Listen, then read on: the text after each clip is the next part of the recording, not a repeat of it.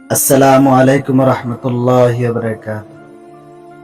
زندگی کو سمجھنا ہو تو پیچھے دیکھو، اور زندگی کو جینا ہے تو آگے دیکھو۔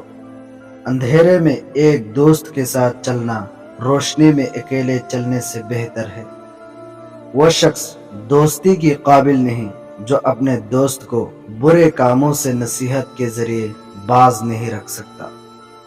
امید کبھی نہ چھوڑنا، کل کا دن آج سے بہتر ہوگا۔ اللہ کی راہ بظاہر کانٹوں سے بھری ہے، مگر در حقیقت اطمینان اور سکون کی دولت سے بھری پڑی ہے۔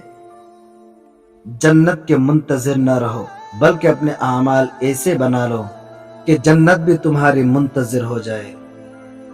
جو عبادت اخلاق اور کردار پر اثر انداز نہ ہو سکے، اس عبادت سے سوائے مشقت کے کچھ حاصل نہیں ہوتا۔ غصہ ایک خنجر ہے جو انسان اپنے پیٹ میں ہی گھونپ دیتا ہے۔ دوسروں کی خطاؤں پہ اپنے آپ کو سزا دینے کا نام غصہ ہے۔ غصہ ہمیشہ بیوقوفی سے شروع ہوتا ہے اور شرمندگی پر ختم ہوتا ہے۔ خود کا مقابلہ کسی سے نہ کرو، آپ جیسے بھی ہو بہتر ہو۔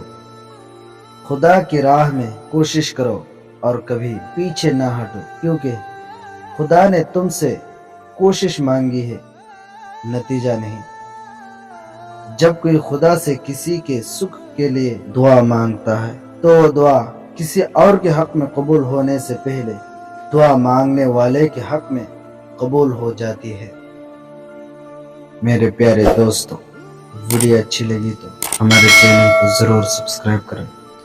ملتے ہیں اگلی ویڈیو میں، تب تک کے لیے خدا حافظ۔